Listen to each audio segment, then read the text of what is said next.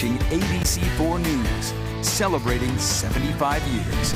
And now to new information about that deadly plane crash in Virginia. We're learning it took more than an hour to scramble F-16s after getting no response from the pilot. Yeah, we're also hearing the tense moment security forces made the decision to mobilize as authorities share more information on the people who died in that crash. ABC's Gio Benitez has that story. ABC News obtaining dramatic audio capturing the tense moments over the nation's capital as serious questions are raised about the time it took for fighter jets to get involved. If you hear this transmission, contact us on 121.5. Fighter jets scrambling to catch up with an unresponsive private jet flying in restricted airspace at around 3 p.m. Sunday. The F-16s causing that sonic boom heard across the D.C. metro area as they hit supersonic speeds.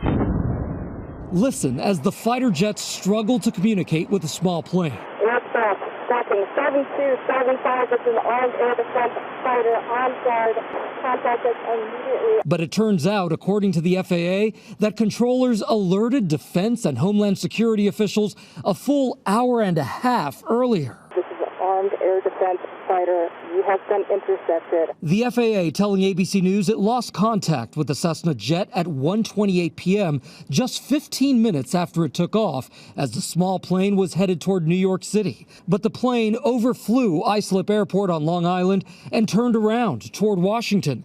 That hour and a half gap in time and action now taking center stage. When an airplane like this is pointed directly at New York City and is not talking to anybody and then turns and points directly at Washington, D.C., there's a question about whether NORAD should have scrambled jets earlier so that the aircraft could have been potentially intercepted before it reached Washington, D.C. Tragically, the plane crashing in Virginia, leaving a crater and little else. 4 people losing their lives. These photos from social media showing some of the victims.